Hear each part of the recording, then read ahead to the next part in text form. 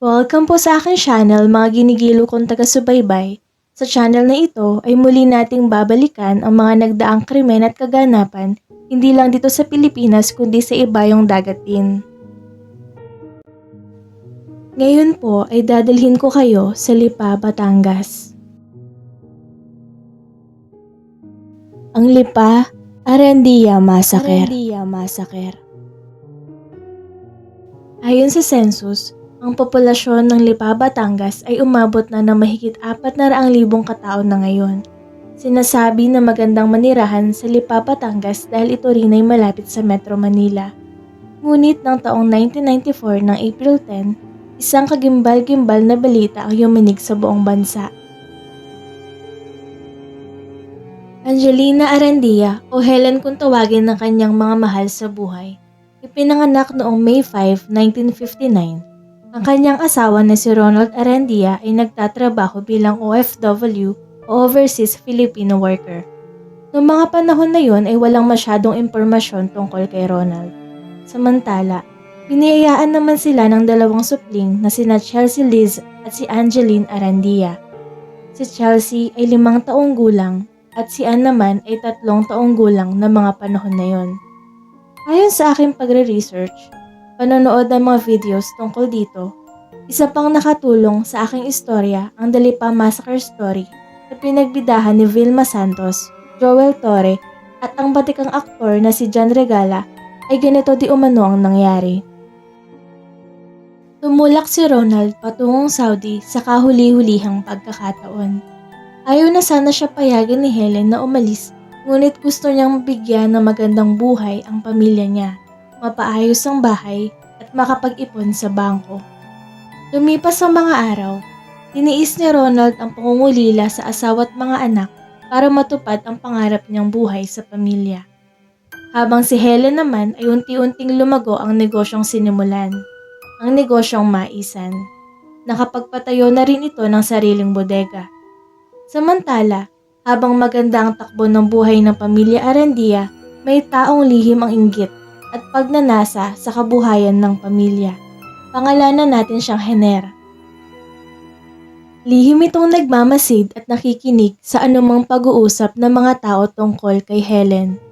Isa pa, ang paghalal kay Helen bilang presidente na kanilang kooperatiba ay lubos nitong sinubaybayan.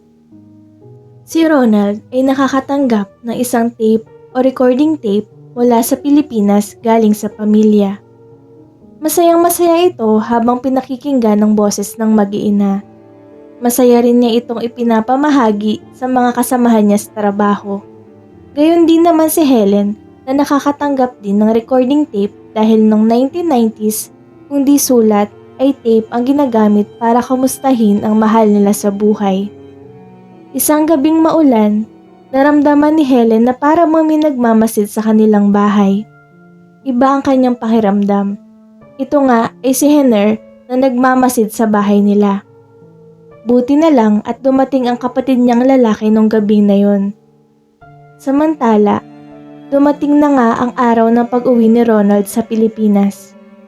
Naging maayos at masagana ang buhay ng pamilya Arandia. Sinulit ang bawat oras dahil may balak pa di umanong bumalik si Ronald sa Saudi na ikinagalit naman ni Helen. Nangako si Ronald sa kanyang bayaw na huling balik na niya sa Saudi yon. Tinanggap ni Helen ang pagiging presidente ng kooperatiba sa kanilang lugar. Ngunit, isa itong oportunidad kay Hener upang humiram ng pera kay Helen, ngunit hindi niya ito napagbigyan na pautangin sa kadahilan na nakapos din daw siya ng mga panahon na yon. Sumama ang loob ni Hener sa mga binitawang salita ni Helen, na ang pera ay hindi hinihiram. Ito ay pinaghihirapan, ika nga ni Helen. At sumagot naman ng madiin si Hener na para bang may laman ng kanyang binigkas na, "Ganun ba? Sige, paghihirapan ko." Dali-daling umuwi si Helen, bitbit ang kanyang 2 anak. Pagdating sa bahay, nandun ang kanyang kuya upang sila ay sunduin. Gusto ng kuya ni Helen na doon na sila matulog sa kanilang magulang. Sabi ng kuya niya, "Total, hindi pa naman kayo kumakain. Doon na kayo maghapunan." Pumayag si Helen, ngunit bago pa lang makalabas ng pinto ay nagbago ang isip nito At ang sabi niya sa kanyang kuya, "Kuya, bukas na lang kami pupunta kay nanay." Ang sabi naman ni Chelsea, "Mami, gusto ko kina lolo." Pumayag naman agad si Helen, kaya sinama ng kuya niya. Ngunit sa pangalawang pagkakataon, sinabi ni Helen na, "Bukas na lang pala kuya, sabay-sabay na kami pupunta. May papakinggan pa kaming tape mula kay Ronald." Tuluyan na nga lumabas ang kuya ni Helen. Pagkasara ng gate, ay muli niyang tinanong si Helen na, "Ano, di ba talaga kayo sasabay?" Sumagot si Helen na, "Bukas na lang, sabay-sabay na kami pupunta." At sabay-sabay din silang kumaway at nagsabing babay. 6:30 p.m. Lumabas ang mag-iina para bumili sa tindahan ng makakain habang nakasubaybay si Henner sa damuhan. Ganap na 7:30. Kumakain ang mag-iina habang pinapakinggan ng tape mula kay Ronald. Hindi na malaya ni Helen na nakapasok na si Henner sa bakuran. Pero may narinig siyang kumakaluskos na parang nasaging paso. Dali-daling lumabas ng kwarto si Helen upang tingnan. Nilakang pinto, ngunit sa isang banda, tinawag ni Henner ang mga bata upang papasukin nila ito. Mula sa bintana ay nakikiusap ito na papasukin dahil ito daw ay nagugutom. Inalok din niya ang mga bata ng candy upang siya ay papasukin. Hindi siya nabigo at tuluyang nakapasok nga si Henner sa loob ng bahay. Una, kinaladkad si Helen sa sala at pinasunod ang mga bata. Nanlaban si Helen at humihingi ng tulong, ngunit agad naman siyang inundayan ng saksak sa tiyan. Humugot ulit siya ng lakas ng loob para humingi ng tulong mula sa bintana. Ngunit sinundan ulit ng saksak ni Henner kaya tuluyang natumba sa sahig si Helen. Hindi nagpaawat sa pakiusap si Helen na wag nang idamay pa ang mga bata. Walang awang pinagsasaksak ni Henner ang mura nilang mga katawan. Samantala, sa Saudi Arabia, napanood ng mga kasamahan ni Ronald sa telebisyon ang nangyari sa kanyang mag-iina. Ngunit inilihim nila ito kay Ronald at binigyan si Ronald ng bakasyon ng 2 buwan ng kumpanya. Habang masaya niyang pinapamili ng mga gamit ang mag-iina niya, wala siyang kamalay-malay, wala na palang sasalubong na asawa at mga anak.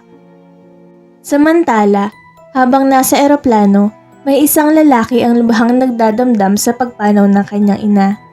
Inasikaso pa ni Ronald ang nasabing lalaki.